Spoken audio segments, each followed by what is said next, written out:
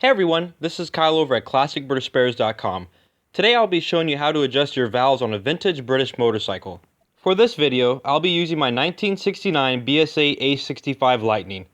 Although this is a BSA, the same method and technique when adjusting the valve lash can also be applied on a Norton and a Triumph Twin. Alright, let's go ahead and get started.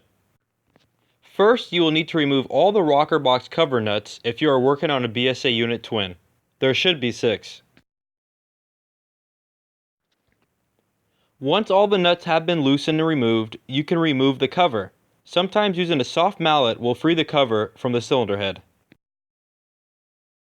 Using a climber's, Haynes book, or a factory workshop manual, make sure you have identified the correct valve lash measurement for your brand and model of motorcycle.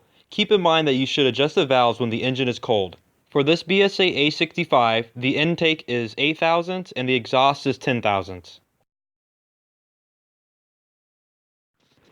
Before you adjust your valve lash, you should use a feeler gauge to measure the clearance. That way you will know if your valve lash is too tight or too loose. If either, use the correct size wrench to loosen the securing nut and use the adjusting screw to get the proper clearance. For this exhaust valve, we would adjust to 10 thousandths.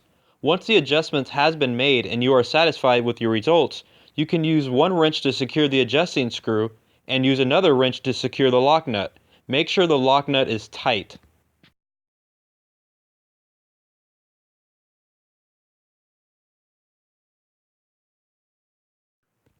Before you move on to the next valve, you can turn over the engine a few times to make sure the adjustments are set. Notice that both spark plugs are removed. When adjusting the valves, the key is to make sure that the valve you're adjusting is fully closed. Rotating the engine and keeping an eye when the valve closes will help you.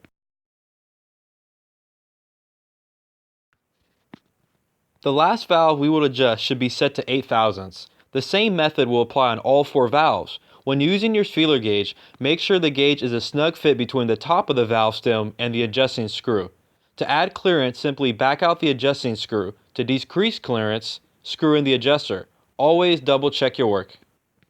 If you follow the steps in this video and also follow the steps in your manual, together you should be able to properly adjust your valves on your BSA, Triumph, or Norton motorcycle. Don't forget to subscribe to our YouTube channel and also follow us on Instagram. I appreciate you guys watching today. Thank you.